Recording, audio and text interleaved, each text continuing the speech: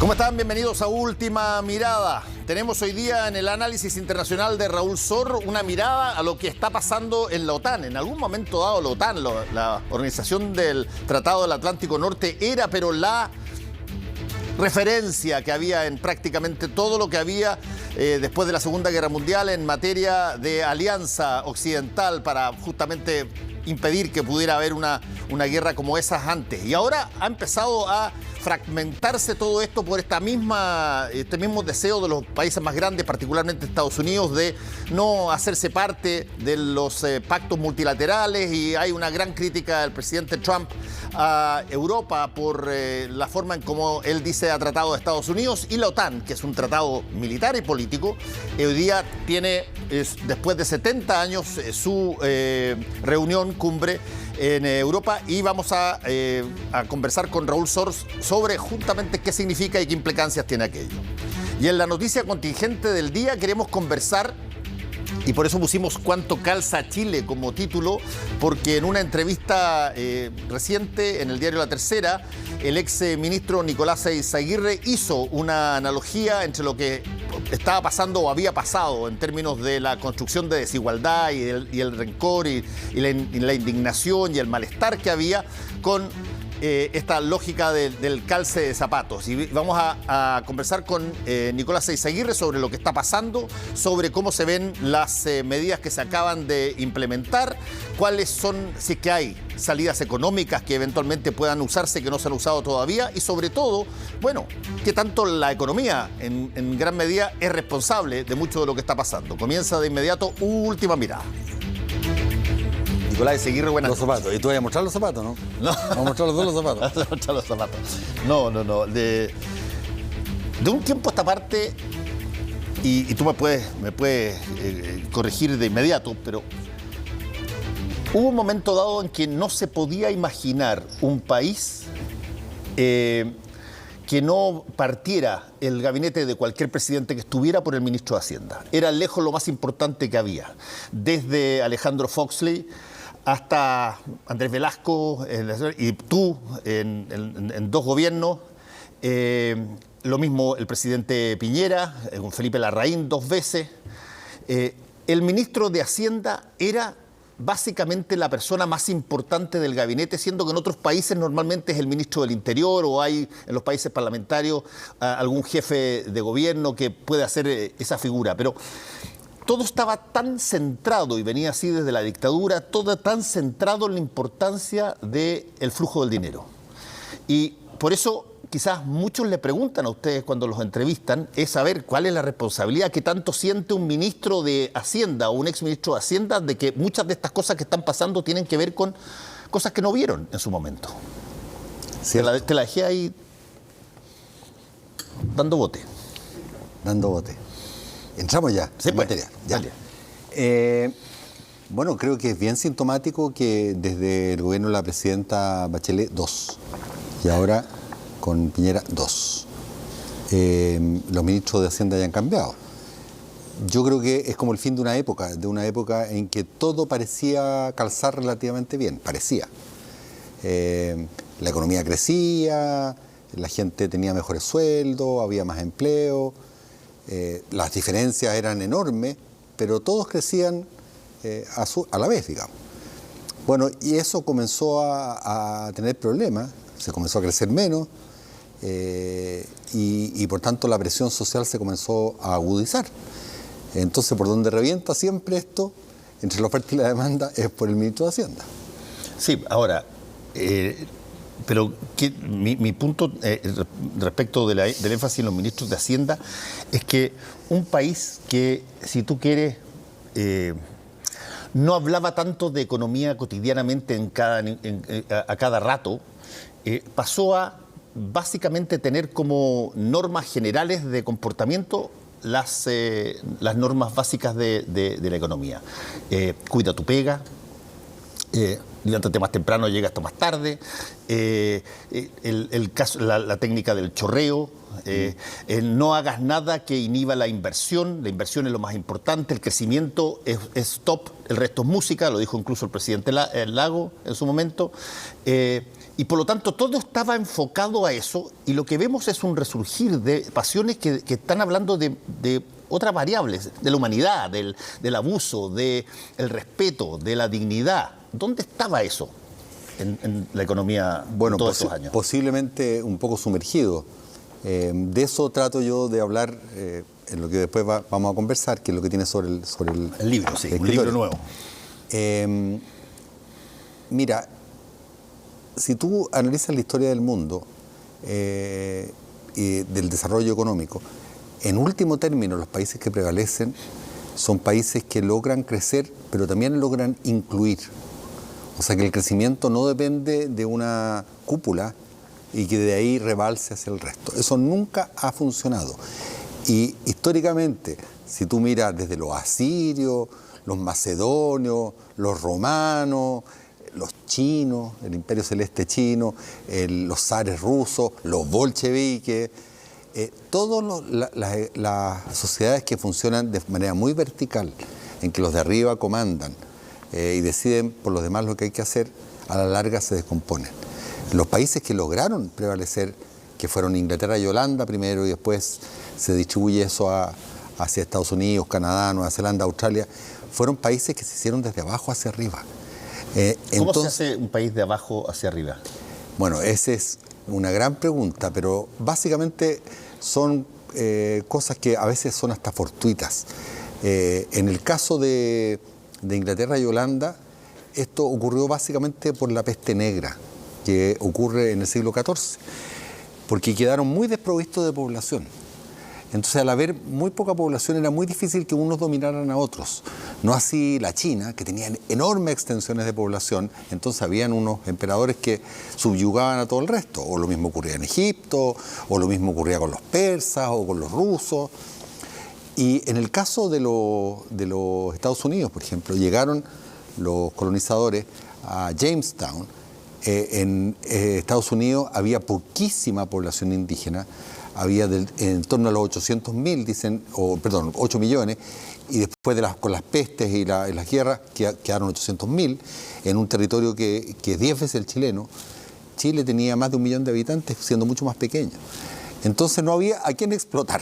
Y llegaron básicamente puros europeos que eran más o menos iguales, que se repartieron la tierra, que fueron granjeros, y que una sociedad más igualitaria que fijó reglas comunes en que nadie tenía suficiente poder para oprimir a otro, y así fue surgiendo ese país. Son circunstancias a veces hasta físico-geográficas, que cuando tú combinas una gran cantidad de población con muchos recursos naturales, como ocurrió con México, con Perú, fatal. Una oligarquía los domina todos y se arruinan. Y en el caso nuestro, ¿por qué si nosotros éramos chicos, no teníamos tanto recurso para explotar y estábamos concentrados en, 4 o 5 ciudades en tiempo de la colonia? ¿Cómo fue que generamos y tú lo pones en esa entrevista en la revista, en el diario La Tercera, de hace un par de días, lo pones muy claramente en el sentido de que aquí se construyó una relación oligárquica, donde había unas personas que tenían el derecho a ser privilegiados en una serie de materias y el resto, bueno, funcionaba para ello. Bueno, si tú miras América completa, incluyendo Norteamérica, los que despegan con claridad completa es Estados Unidos y Canadá. Pero los que partieron más ricos, que eran más ricos al principio, que eran básicamente el virreinato de México y de Perú, comenzaron una declinación brutal y llegaron a ser realmente muy pobres. Nosotros éramos un poquito más dejados de la mano de Dios, el Cono Sur, porque aquí no había muchos metales preciosos, que era lo que en ese momento Europa demandaba, porque estaba la guerra, los Habsburgos, en fin. Eso nos dejaron un poco más tranquilos. Nosotros éramos apenas una capitanía, ¿cierto?, que vendía el virreinato del Perú. De hecho, vivíamos de exportarle cosas al virreinato del Perú. Entonces, como estuvimos un poquito más tranquilos, no teníamos este carácter tan imperial oligárquico que desarrollaron los españoles en Perú o en México. Pero con todo, los españoles que llegaron acá, que eran guerreros, obtuvieron de la corona lo que se llama las mercedes de tierra y se repartieron toda Chile en 50 familias. Obviamente sometiendo a los indios, que había mucho más que en Estados Unidos en proporción. Y se genera la estructura del latifundio y de la minería en el norte. Entonces este país se construyó así, menos oligárquico que el Perú y que México, pero mucho más oligárquico que Estados Unidos y Canadá. Y es por eso que Chile, junto con Argentina y Uruguay, a la altura de 1920, eran lejos más desarrollados que Perú, Bolivia, Brasil, etc. Pero insuficientemente igualitarios, tal que finalmente la oligarquía que manejaba la tierra y el salitre no fue capaz de hacer crecer el país en su conjunto. Entonces, la historia del mundo nos cuenta claramente que los modelos de chorreo no sirven, que lo que hace el desarrollo es cuando hay una sociedad que es capaz de darle oportunidades a todos, porque los talentos están distribuidos entre todos. Ahora, eso tú lo tienes claro hoy día, pero ¿no lo tenías claro cuando eras ministro de Hacienda? Lo comencé a tener claro, porque acuérdate que, bueno, yo fui, siendo adolescente, de la Unidad Popular. Sí. Entonces, en ese tiempo, nosotros creíamos que todo consistía en que los trabajadores fueran dueños de la fábrica. O sea, eliminar la relación capital-trabajo. Y los trabajadores, si eran dueños de la fábrica, con eso el paraíso era el límite. Bueno, y claramente se demostró, por lo que ocurrió en la Unión Soviética, en todos los socialismos reales, que eso no es así, que tú recreas otra forma de oligarquía. Los bolcheviques terminaron siendo Stalin, Lenin, Khrushchev, oligarquía solamente que al amparo del Estado. Ahí gobernaba el partido, no gobernaba la gente. Los países que se desarrollaron fueron los países que fueron profundizando su democracia. Entonces, lo tenía claro yo, comencé a decir, bueno, si no es que nos falta industria como le hacía la CEPAL, porque, bueno, Brasil se trató de desarrollar con industria, no se desarrolló. Egipto, en el siglo XIX, con Mehmet Ali, se trató de desarrollar con industria, no lo logró. Entonces, ¿qué es lo que no es industria, como decía la CEPAL? No es capital-trabajo, como la corriente marxista. ¿Qué es esto? O sea, me puse a estudiar y estudiar. Estas son cosas que han desarrollado los historiadores económicos, los economistas más contemporáneos en los últimos, yo diría, 20, 30 años. Ya, pero ¿qué es entonces? Bueno, lo que te digo, las sociedades que son relativamente más parejas, en que sus instituciones políticas son inclusivas, en que tú no segregas, no tienes educación para uno y educación para otro, no tienes salud para uno, salud para otro, no tienes bancos para uno, bancos para otro. Y por tanto que la gente puede desarrollar sus potenciales, lo que hace Finlandia. Me acuerdo que el ministro y el primer ministro me decían cuando fui, me decía, pero si lo único que tiene Finlandia es su gente. Entonces, si nosotros no invertimos en la gente y le damos el máximo potencial para que cada uno se desarrolle, nosotros no vamos a ser nunca un país desarrollado. Ellos lo tienen claro desde ese entonces. Acá, mira, fíjate, salió ayer la prueba PISA. Es cierto que con respecto a América Latina, que es aún más oligárquica que nosotros, estamos bien. Pero la diferencia de puntaje, dependiendo del tipo de colegio que tú vayas, dependiendo del barrio en que vivas, todavía son la brecha social es, en definitiva, lo que nos limita a desarrollarnos más. Ya, pero déjame planteártelo en términos de ejemplos concretos. Yo, por ejemplo, creo que hay ciertas cosas que pueden visualizar algunas situaciones.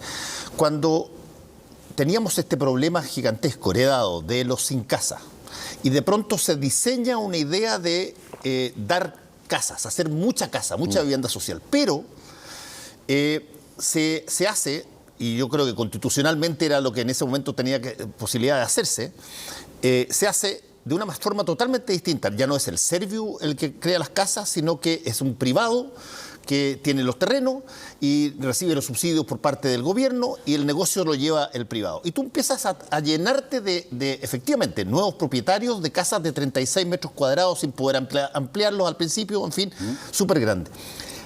No se pensó cuando se estaba haciendo eso, o lo mismo con el CAE, te pongo un ejemplo, que yo entiendo que la idea era tratar de que haya mucho más gente que pudiera ir al colegio, o a la universidad, perdón, pero el costo que se ve hoy día de eso es que vas a tener una deuda enorme, que eventualmente es una mochila que la llevas por muchísimos años. Cuando se estaban implementando esas cosas, nadie levantó el dedito como para decir, oye, ¿por qué no miramos ahí, exploremos, proyectemos esta cosa, qué sé yo, 15, 20 años más? ¿No hay algo que no estemos mirando acá? Bueno, como dice el dicho, todos somos generales después de la batalla. Obvio. Yo creo que quien entendió mejor el problema de la sociedad chilena y su desarrollo frustrado fue Aníbal Pinto Santa Cruz y Jorge Ahumada, que en los 50 escribieron Chile un caso de desarrollo frustrado o en vez de la miseria. Pero Aníbal Pinto, que eso venía de Francisco Antonio Encina, postulaba que lo que había pasado en Chile es que el desarrollo político había ido por delante del desarrollo económico. Yo en eso no coincido. Pero aparentemente, fíjate tú, Fernando, que en Chile votaba muy poca gente, porque efectivamente primero tú tenías que tener hacienda para poder votar y después tenías que ser letrado. O sea, tenías que ser alfabeto. Y como en Chile la educación pública no vino sino realmente a implementarse, sino que hasta el año 20, algo así, votaba muy poca gente. Pero después, con la crisis y con el Frente Popular, la cantidad de gente, si tú miras las estadísticas, que comenzó a votar, comenzó a subir de una forma gigantesca. Entonces las demandas de las personas, a pesar de que la economía crecía entre los 30, los 40, crecieron a una velocidad muchísimo mayor que la base productiva. Entonces, ahora, con el fenómeno de la tecnología de información, el Internet, la visibilización de los problemas, efectivamente, tú hoy día tienes una capacidad de las personas de exigir sus derechos que antes no existía. Entonces, el sistema se hace estrecho para poder procesar tantas demandas. Ahora, un sistema que, te insisto, tiene la marca oligárquica que hace que nosotros crezcamos menos de lo que podríamos crecer si realmente utilizáramos todos los talentos. Entonces, la gente no se le da las oportunidades para poder por sí mismos salir adelante con innovación, producción. Pero la gente está conectada con las tecnologías de información a saber lo que hay y a demandar. Entonces, si no crece mucho la oferta y crece mucho la demanda, esto... Y no hay en todo este periodo te voy a decir, desde la dictadura hacia acá, desde el 90 para acá, estos 30 años que se habla, no hay en ningún momento una mirada, o no sé si la tuviste tú o la tuvieron los gobiernos en los cuales tú participaste, donde se planteó, por ejemplo, comparativamente hablando, oye, ¿hasta cuándo vamos a seguir exportando recursos naturales crudos? El lingote, el rollizo, la harina de pescado. ¿Por qué no hacemos algo realmente, o era tan cómodo hacer una cosa como esa? Hay un problema de que se te echa la yegua, como dicen. Pero fíjate, si tú miras los casos de los escandinavos, de Australia, Nueva Zelanda, por ejemplo, en Australia y Nueva Zelanda, ellos exportan básicamente a partir de sus recursos naturales, pero los procesan. Y si tú miras las tecnologías, por ejemplo, para mejorar los pastos, la tecnología del frío para poder desarrollar quesos, yogurt, lo que se llaman dairy products, en que los australianos y Nueva Zelanda dominan el mercado mundial. Eso partió hacia fines del siglo XIX, con buenas universidades, buena educación. Entonces tú no pasas del cobre a hacer una cosa más refinada en 20 ni en 30 años. Tiene que ser una cosa muy prolongada. Y nosotros, en cierta medida, lo que nos ocurrió es que cuando vuelve la democracia coincide con un periodo en que en la economía mundial la globalización está en su auge. Entonces, la demanda por nuestras exportaciones, salmón, materias primas, fruta, etcétera, crecía de forma gigantesca. Entonces, de alguna forma vivimos un veranito de San Juan, aunque durara 30 años, el tremendo verano. Pero si tú miras, nosotros lo dijimos con el Rodrigo Valdés cuando estábamos en el gobierno de la presidenta, que ya nosotros habíamos comenzado a guatear, como se dice, ya por ahí, por el año fines del periodo del Lago, donde yo era ministro de Hacienda. 2005, si tú comienzas a mirar, la trayectoria de nuestras exportaciones comienza a declinar, cosa que no ocurre en estos otros países de los que te hablo. Entonces ya era relativamente claro que la dinámica económica se estaba comenzando a desacelerar. Y las demandas, producto de las tecnologías de información, etcétera, etcétera, a acelerar. Entonces, yo no voy a decir que veía que esto iba a pasar ahora, pero de que estábamos en un curso donde la grieta se estaba abriendo en vez de cerrando, y esa es mi analogía con los zapatos 39 o 42, claro. Era relativamente previsible. Tú te das cuenta que ese libro yo no lo escribí en 10 días, lo vengo escribiendo hace 1 año y medio, y planteo desde la primera página que nosotros no estamos en un curso que, si no hacemos algún punto de inflexión importante, vamos a quizás reproducir el mismo desarrollo frustrado que vivimos en los años 20, después en los años 70, pero yo aún así estoy confiado de que podemos salir. A ver, sobre eso te quería preguntar un poquito, porque tú ves un estallido social inédito, enorme, que te pueden hacer caceroleo en los trapenses de Santiago y en Punta Arenas y en cualquier parte por distintas razones. Cada cual vio en esos 30 pesos del metro su propio abuso y lo exteriorizó de todo tipo, y esto está ya desplegado con ahora la violencia colateral que funciona después de las grandes marchas. Y por lo tanto tú tienes una dinámica que exige que haya que enfrentar esto con medidas que no sean percibidas como parchecito. Nominales. Si es que el ministro Briones te pidiera consejo, ¿qué cosa distinta a lo que está haciendo este gobierno sugerirías tú que hacer? Mira, yo le tengo bastante buena voluntad al ministro Briones, porque creo que está, poniendo el pecho en una situación bien difícil. Pero le diría posiblemente, y con mucho respeto a ministro, que hiciera lo contrario de lo que está haciendo. Y te voy a explicar por qué. El problema, Fernando, de la brecha social o de la crisis social se venía incubando no solo por un problema económico, sino que fundamentalmente por un problema político. Pues nosotros tenemos una camisa de fuerza llamada la Constitución Política del Estado, que por lo más hay grabaciones. Jaime Guzmán, su autor intelectual, decía: voy a hacer esto para que nada pueda cambiar. Bueno, pero el mundo evoluciona. Si nada puede cambiar, tú te quedas atrás. Es casi por definición. Y cuando todavía la cosa tenía vuelo, yo fui ministro de Hacienda del Lago, no parecía topar con ese problema. Pero cuando ya comenzó a tener menos vuelo, y me tocó ser ministro de la presidenta Bachelet, tú realmente te topabas con una muralla para donde fuera. Tratabas de cambiar la educación, la Constitución. Tratabas de cambiar la salud, la Constitución. Tratabas de cambiar el CERNAC para que los abusos se limitaran, la Constitución. Tratabas de cambiar las superintendencias para evitar los abusos, la Constitución. O sea, es una camisa de fuerza. Realmente es una cuestión que te ahoga. Tú no puedes cambiar el contrato social. No podemos redirigir el país hacia el futuro si no cambiamos la Constitución. Y te podría dar cientos de ejemplos. Ahora, respecto del tema del ministro Briones, hoy día anuncia un paquete de $5.000 millones para que la gente en la casa me siga.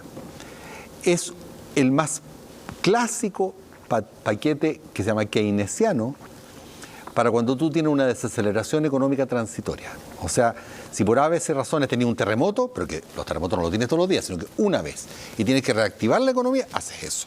Si por ABC razones tienes una crisis internacional que te hace bajar fuerte las exportaciones y tú necesitas cambiarla por demanda interna, haces eso. Pero esta crisis no tiene nada que ver con eso. Aquí no hubo ni terremoto ni una crisis internacional. De hecho, el precio del cobre sigue bastante bueno. Lo que hubo fue una crisis social. Entonces, meterle más obras públicas y más seguro de cesantía, ¿en qué te va a cambiar el ánimo de la gente que está protestando?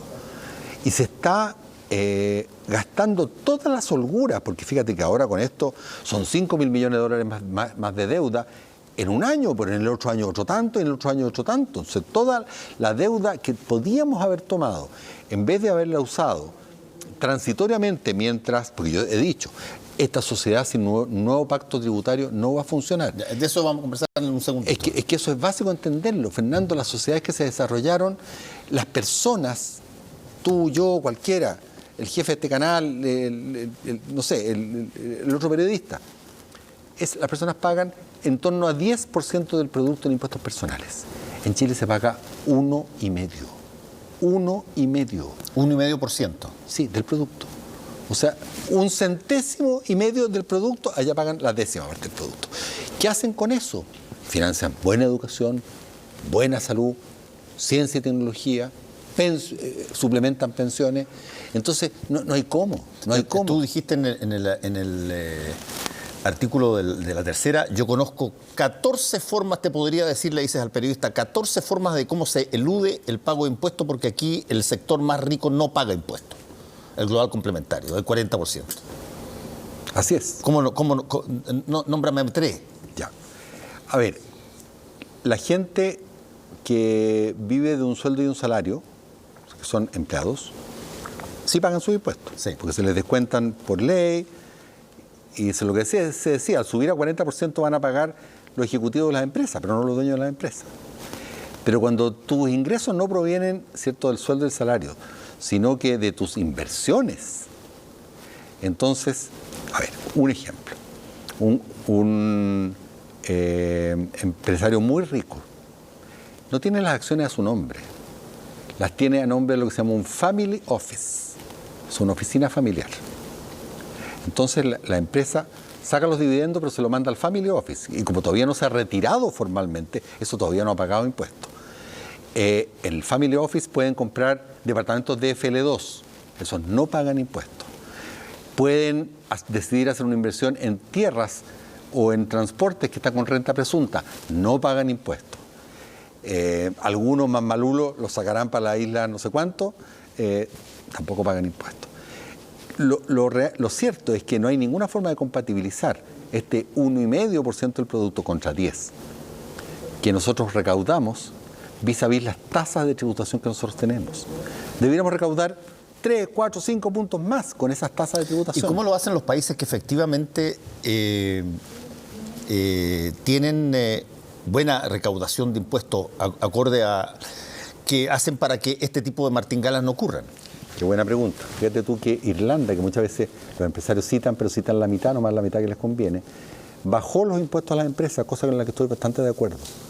El impuesto a la empresa es un impuesto de retención que te paga de primera categoría, que se llama. Y cobran 12%, pero las familias pagan entre 50 y 60. Entonces, ¿cómo lo hacen los irlandeses para que no paguen solamente el 12 y después la plata desaparezca? ¿Te acuerdas tú lo que se decía del FUT?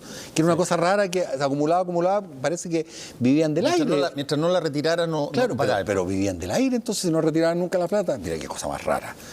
Obviamente la retiraban, pero la retiraban por el lado. Ese es todo el punto. Entonces, ¿cómo lo hacen los países? También Estados Unidos tiene impuestos a las personas mucho más altos que los impuestos a las empresas.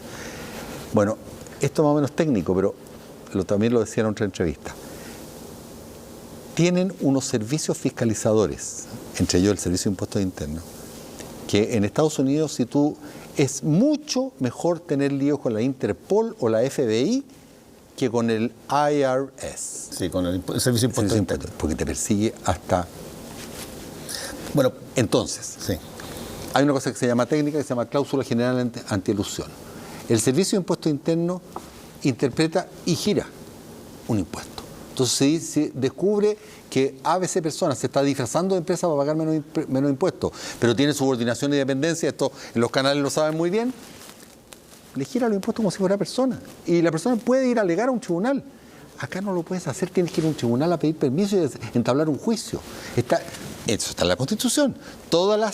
El debido proceso acá está construido en que el Estado no puede inmediatamente multar al privado, sino que tiene que pedir orden judicial y hacerle un juicio. En todos los países desarrollados, las superintendencias de banco, los servicios de impuestos internos, los servicios nacionales del consumidor, tienen poderes previos. Esto es bien técnico, pero mira, así... Poderes directos, digamos. Claro, pues. Entonces te pillan a ti que estás haciendo... O sea, tú dices que hay un problema de diseño. Pero claro. Y eso tiene que ver con la Constitución. Pero ¿por qué tú crees que Jaime Guzmán dijo voy a hacer una Constitución para que independientemente del que gobierna, está citado, no puedan hacer nada? Porque está dado ahí. Entonces, tú tienes que cambiar. Pero tú eras el ministro de Hacienda y a ti te convenía más que a nadie recolectar la mayor cantidad de impuestos cuando fuiste, porque claro, esa es parte de tu misión. Por lo tanto, ¿qué se hacía cuando tú sabías esto mismo que me estás contando para tratar de evitar que hicieran todo este tipo de mecanismo evasivo o de elusión? Es que, Fernando, para la gente, sobre todo para la gente joven, habría que recordar de dónde partimos. Hernán Vigi había bajado los impuestos a las empresas al final del gobierno de Pinochet a cero. No existían servicios recaudadores, no existía ¿cómo se llama?, superintendencia. Entonces hubo que comenzar a construir a partir de cero. Y te acuerdas que el gobierno del presidente Aylwin con Foxley y Benninger negociaron una reforma tributaria. Comenzamos a tratar de enderezar las cosas. Pero llegó un momento en que simplemente el marco rígido de la Constitución comenzó ya a hacer que anduviéramos en banda.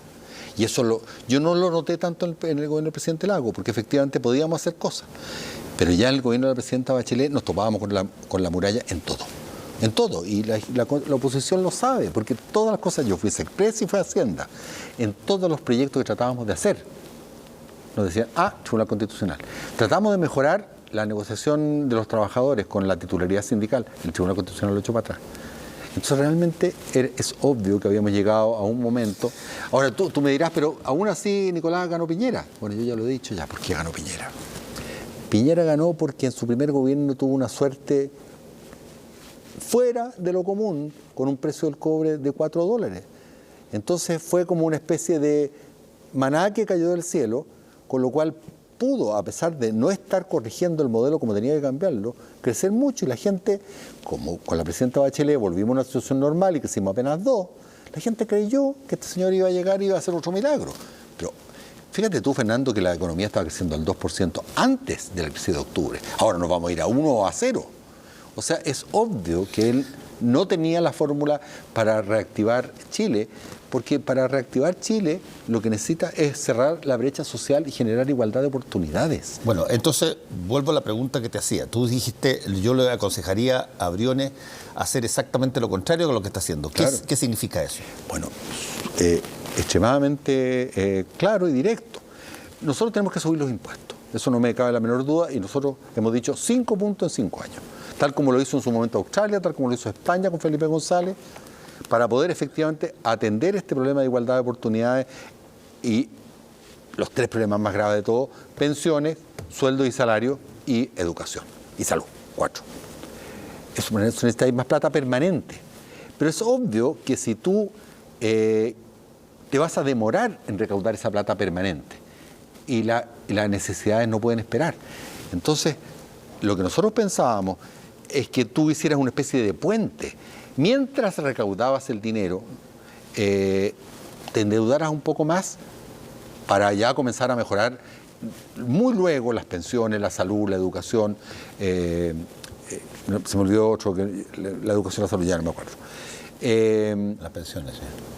Pensiones, educación, salud, bueno, deudas como el tema de las deudas estudiantiles. Ya me acordaré de la otra patita que es importante. Y para eso te podía haber gastado los 5, 8 o 10 mil millones de dólares que se va a gastar el ministro Briones ahora en hacer infraestructura. Pero si la infraestructura la están destruyendo producto de la crisis social, ¿o qué va a estar manteniendo la crisis social para que destruyan la infraestructura y al otro día tapando el hoyo? O sea, te estás dando vuelta en redondo. Este país no tiene un problema de infraestructura como primera necesidad para reactivar. Tiene un problema de brecha social, de tensión social extrema. Entonces tienes que decirle a la gente, yo me comprometo, los ricos van a pagar más impuestos y usted va a tener mejor salud con el per capita, Fíjate tú que yo fui ministro de Educación. Los colegios subvencionados y los colegios municipales viven con una subvención de 120, 130 mil pesos por mes. Los colegios privados valen 400 y 500.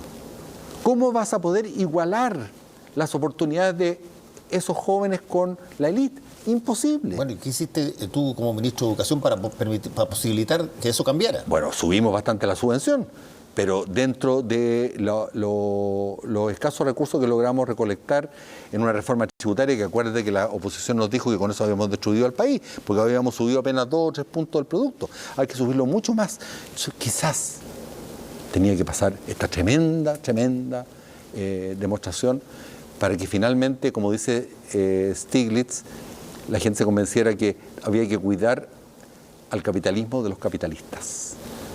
Porque el greed, como llaman los gringos, la avaricia, la codicia, llegó a tal punto que simplemente iban a matar la gallina de los huevos de oro. Tú acabas de escribir este libro, Desigualdad, Raíces Históricas y Perspectivas de una Crisis, algo hemos conversado de eso. ¿Qué qué tanto aquí existe de mea culpa y qué tanto existe de ideas a futuro sobre lo que ha pasado en Chile económicamente? Este es un libro que trata de situarnos en la perspectiva larga, de qué ha probado el desarrollo de la humanidad, qué es lo que funciona y qué es lo que no funciona. Cómo se conquistó América, cómo se hizo Chile y qué tan desviado está esa matriz institucional de lo que funcionó en otros países del mundo. Eso no es una cosa contingente, pero sí hacia el final concluyo que obviamente nosotros tenemos una matriz oligárquica basada claramente en la Constitución. Tenemos lo que los teóricos han llamado el problema de acción colectiva. Tú sabes que en Estados Unidos se desarrolló lo que se llamó el movimiento por la escuela común en el siglo XIX, que como era una sociedad pareja, toda la gente ponía un poco de dinero y había escuela pública para todos. Pero cuando tú tienes la sociedad muy concentrada y el 1% tendría que pagar por el 99% restante, porque el 99% restante no tiene ni uno, el 1% no paga. Entonces nadie se educa. Te das cuenta que te entra en un círculo vicioso. Y es así como Estados Unidos tuvo niveles de alfabetización de 80-90% de la población 80 años antes que nosotros. En circunstancias que en el año 1700 ellos no eran más ricos que nosotros. Los escandinavos tuvieron niveles de alfabetización de 100% cuando tenían ingresos per cápita parecidos a los chilenos. Y nosotros íbamos, pero muy atrás. Peor aún iba México y Perú, como te digo, los países que habían sido más oligárquicos de todo. Entonces, si esto no es ciencia atómica, se sabe cómo los países se desarrollaron. Yo me basé en historiadores económicos, en economistas que no son de la punta izquierda. Es lo que los teóricos de las principales universidades americanas y europeas han ido escribiendo sobre qué explica finalmente el desarrollo económico. ¿Eres optimista o pesimista del corto plazo? Soy relativamente optimista y te digo por qué. Mira, Chile vivió esta pérdida de pulso entre las demandas sociales y la demanda política ya 3 veces antes. Se produce en lo que se llama la cuestión social hace un siglo atrás, y la gran crisis del año 20, ahí viene Alessandri Palma, después viene Ibáñez, hay una dictadura, después viene el tremendo problema de Frei Montalva, Allende, otro reventón, después viene la dictadura y finalmente se va la dictadura. ¿Qué es lo que te quiero decir con eso? Que Chile, en este camino largo por tratar de ser una sociedad más pareja y inclusiva, verdadera fórmula para desarrollarnos, se ha logrado sacar de encima las experiencias más radicales, tanto la de la Unidad Popular, de la cual yo fui partidario, pero que claramente no tenía destino alguno, o la de la dictadura. Ambas cosas la gente las rechazó. No lograron vender pescada a la gente, como se dice. Entonces, ahora yo creo que el país se va a encaminar a una disyuntiva. No creo que las cosas estén, me puedo equivocar, para que haya una dictadura derechista neoliberal Chicago, porque eso está demasiado desprestigiado. Pero podríamos tener, tipo Ibáñez, un gobierno autoritario populista, que sería nuestra condena. Ahí se jodió Chile.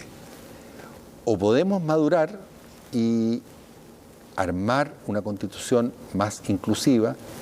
Con $25.000 per cápita, Fernando, se puede perfectamente financiar una salud digna, una educación de calidad, se puede también ayudar con las pensiones, todo eso se puede, pero tenéis que subir los impuestos, tal como lo hicieron los países desarrollados, no cuando eran ricos, cuando tenían la mitad del ingreso per cápita de Chile. Nicolás, ellos hicieron el contrato social porque se dieron cuenta que si no era con todos, no llegaban a ninguna parte. Te quiero agradecer por haber venido hoy día en la noche. ¿Y el libro ya está? Viene este fin de semana, muéstralo para la cámara. Lo voy a mostrar ahí para que lo vean. Desigualdad, raíces históricas y perspectivas de una crisis. Muchas gracias. Volvemos en un ratito.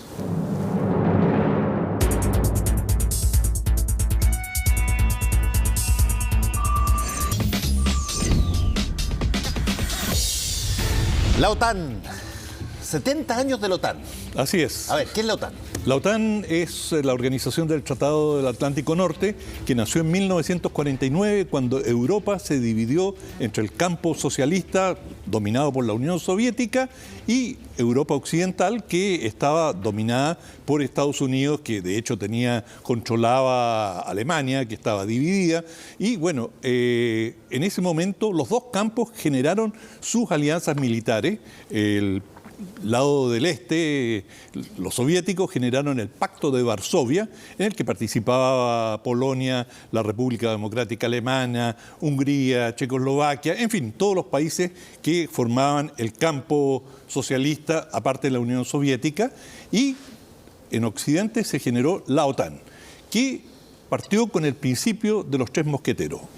Uno para todos y todos para uno. Es decir, y esto es bien importante, sí, porque si tú tocabas a un país de la alianza, el conjunto de ellos, que hoy día son 29, se comprometían a responder al unísono en defensa de ese uno.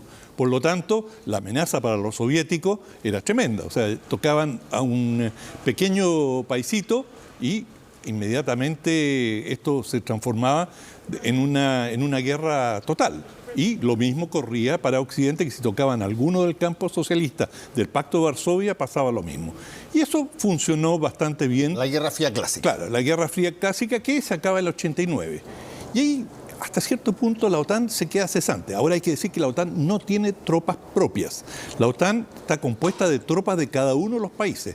Ellos ceden sus efectivos a un comando de conjunto de la OTAN y tienen algunos aviones de alerta temprana, tienen radares, tienen alguna infraestructura y tienen acuerdos para la utilización de puertos, bases aéreas, pero no tienen fuerzas propias, o sea, no hay tropas de la OTAN propiamente tal. Hay alemanes, franceses, británicos, que son los principales en Europa.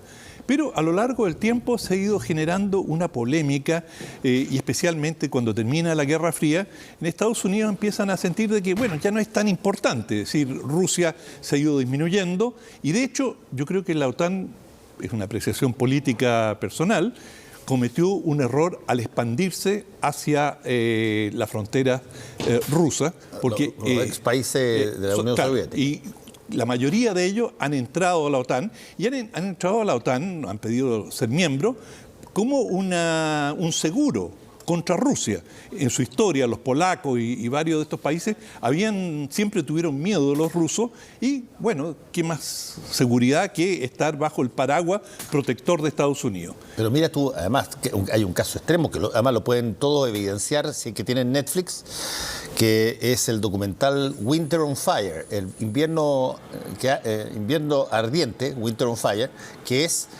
Mira tú, es el levantamiento muy parecido a lo que estamos viendo en Chile, es el levantamiento de la población contra el gobierno, porque el gobierno decide a última hora no adherir a la Unión Europea en esa época, a la Unión Europea, ya no es la OTAN, en la Unión Europea. Y el pueblo dice, pero paren esta cuestioncita, y se arma la tole-tole, o sea... este gancho de tratar de convencer a los países de la ex Unión Soviética que entraran, que se hicieran parte de Europa, parte con la OTAN, pero también muy fuertemente con la Unión Europea como gancho. Claro, y después, digamos, cuando entras a la Unión Europea, tener el euro como moneda, en fin, pasas a integrarte económicamente. Exacto. De lleno.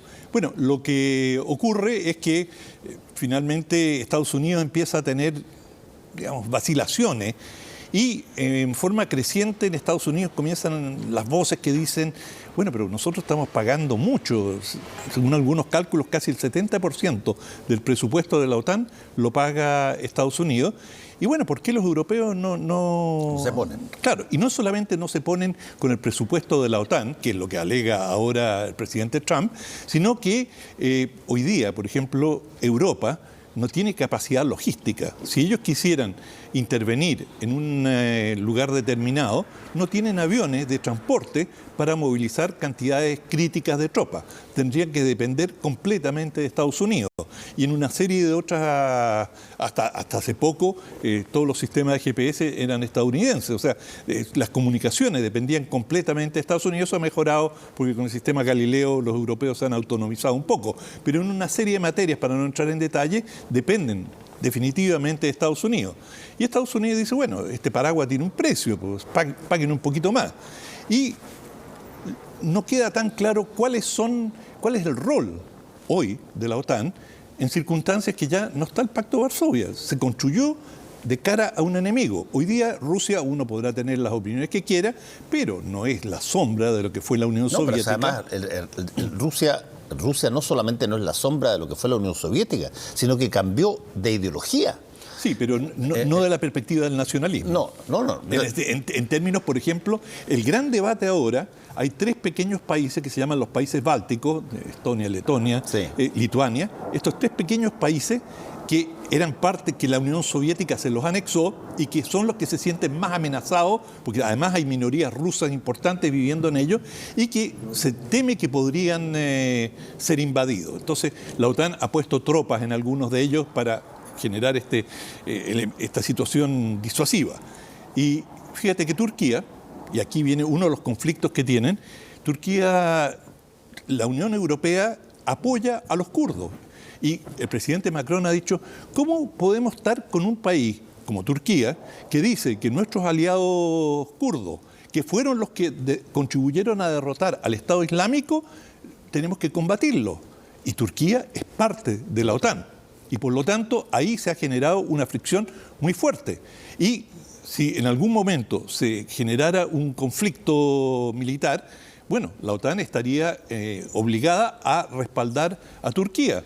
Pero Turquía no se adecúa a los cánones que algunos países miembros de la OTAN plantea. Entonces, se genera ahí una situación compleja. ¿Y qué es lo que dice Turquía? Muy bien, ustedes no se quieren hacer cargo de nuestra situación con los terroristas kurdos, nosotros no nos hacemos cargo de los países bálticos. Si los rusos tocan a los países bálticos, no cuenten con nosotros. Entonces, es una negociación. Pero ahí hay una cosa bien interesante, que un poco lo que trataba de decirte antes, que tenía que ver con... En un momento dado, la OTAN y el Pacto de Varsovia eran 2 bloques que representaban ideologías totalmente diferentes, visiones de mundo distintas. Era la órbita socialista liderada por el Partido Comunista de la Unión Soviética y la lógica, si tú quieres, más occidental de Europa y Estados Unidos, que tenían en el capitalismo básicamente su horizonte. Hoy día, si tú lo miras así, la Unión Soviética derivó en Rusia. Rusia es un país, para todos los efectos prácticos, capitalista, con una jerarquía conservadora de derecha, ultranacionalista, y por lo tanto la lógica que armó estas 2 coaliciones, ¿cómo se mantiene si es que hoy día, mira tú, hay gente que no tuvo ni un problema en creer porque parecían hermanos de leche, que eventualmente Rusia le ayudó a Donald Trump a ganar las elecciones en Estados Unidos? ¿Cuándo podrías haber visto una cosa similar como esa en términos de la disputa ideológica de la Guerra Fría? No, y Rusia ha apoyado a movimientos fascistas en Europa, por eso te digo, al Frente Nacional en Entonces, Francia. ¿dónde está hoy día la razón de ser de que se mantengan estas organizaciones mirándose unas a las otras?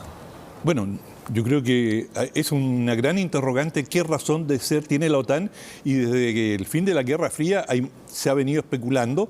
La OTAN se permitió una transgresión brutal porque su primera intervención militar fue en la guerra contra la ex Yugoslavia y que no fue refrendada por el Consejo de Seguridad de Naciones Unidas, que es el único que tiene la autoridad internacional para desencadenar una guerra legítima a nivel internacional, y como no consiguieron el apoyo del Consejo de Seguridad, la OTAN lanzó la ofensiva y participaron muchos países miembros de la OTAN. Y eso fue una transgresión y causó mucho debate dentro de Europa. Y ahora, por primera vez, el secretario general de la OTAN, un noruego, ha dicho que China podría ser un rival para la OTAN. No que la OTAN se esté expandiendo hasta China, pero China se está acercando a Europa. Y que China está haciendo inversiones cada vez mayores, que China va a tener, probablemente ya lo tiene, una capacidad de inmovilizar o destruir la capacidad satelital de los europeos y de la OTAN, y que hay países miembros, y él no lo nombra, pero ese país es Estados Unidos, que está presionando a la OTAN para que tome postura frente a China, de la misma manera que está presionando a la Unión Europea que ningún país utilice 5G de Huawei y así sucesivamente. Es decir, están tratando de trasladar la Guerra Fría y proyectarla hacia China. Pero ya más en un contexto de, a diferencia de lo que fue después de la Segunda Guerra Mundial, ya más en un contexto de, llamémoslo así, guerra de poder comercial que de guerra fríamente ideológica, digamos. Sí, pero... China sigue siendo comunista, lo que tú quieres, sigue siendo una dictadura. Un comunismo sui generis en el sentido que no es el comunismo que conocimos en el sentido del reclutamiento, de tratar de generar sociedades a la imagen de China. China no está buscando eso y no está subvirtiendo de la manera que lo hacía la Unión Soviética, que trataba de generar... estas grandes alianzas, y corrígeme si me equivoco, si estas grandes alianzas tienen más que ver con posiciones de poder de control, de comercial y todo ese tipo de cosas, que posiciones que antes eran muy ideológicas. Así, a ver, a ti y tú y todos nosotros vimos en las películas norteamericanas, cada vez que aparecía un ruso, era un tipo de terno negro oscuro, con anteojos oscuros, incluso en el metro, y que eran gallos hoscos, porque era un problema de comunistas contra capitalistas. Y ahora tú tienes a los capitalistas con más capitalistas y otros capitalistas, pero que tienen distintos toques. ¿Cuál es la lógica de poder hacer funcionar a estas organizaciones frente a un enemigo, entre comillas, que ya básicamente es un enemigo comercial? Bueno, es un enemigo, tienes toda la razón, pero lo que ellos dirían es un tema valórico. Los valores de Occidente, que es la forma en que se encubre la hegemonía de Occidente, que es una hegemonía político-comercial, y que, digamos, van cambiando los valores según le conviene a cada gobierno. En un momento son absolutamente neoliberales y después el mismo gobierno que ha proclamado la libertad de comercio se transforma en proteccionista y comienza a aplicarle aranceles a todo el mundo, y todo sin pestañear, es decir, bueno, es lo más lógico, estamos defendiéndonos, y pasan de una posición internacionalista a una aislacionista, en fin, pero siempre esto en el nombre de la libertad, la democracia, el libre comercio y el respeto a la propiedad, en fin, todos los principios fundamentales de Occidente y que están plasmados en cierta medida en la OTAN, y cuando ellos intervienen siempre dicen que lo hacen a favor de la humanidad. Es decir, no había ninguna yo estudié muy de cerca el ataque contra la ex Yugoslavia, estuve allí durante la guerra, no había ninguna justificación objetiva, y después todos los datos demostraron que se mintió en forma descarada en cuanto a los presuntos abusos. Hubo abusos, pero no tenían jamás la magnitud que se dijo que estaban cometiendo en aquel momento Belgrado, es decir, los serbios, y fue pura ideología para justificar una intervención. Y finalmente todo quedó en nada. O sea, dijeron, esta es la guerra para salvar. Y casi siempre se usa el mismo argumento. Si no intervenimos ahora, le estamos dando una luz verde a futuros dictadores, que fue lo que hicimos cuando tratamos de apaciguar a Hitler. Si a Hitler lo hubiésemos aplastado cuando surgió, bueno, no habríamos tenido una Segunda Guerra Mundial. Entonces a los dictadores, incluso Gran Bretaña usó el mismo argumento cuando fue a la guerra de Malvinas contra Argentina. Dice, si permitimos que estos dictadorzuelos del tercer mundo se tomen cualquier territorio, bueno, el orden internacional se va al diablo. Y son ideologías del momento que, si tú lo miras en retrospectiva, sí, o sea, cada país tiene sus razones para ir a un conflicto, pero no son esas razones de gran, digamos, altruismo que se evocan. Raya para la suma, ¿la OTAN le augura larga vida o no? Sí, pero lo que no estoy seguro cuál va a ser la calidad de vida que va a tener la OTAN. Hacemos un alto y volvemos.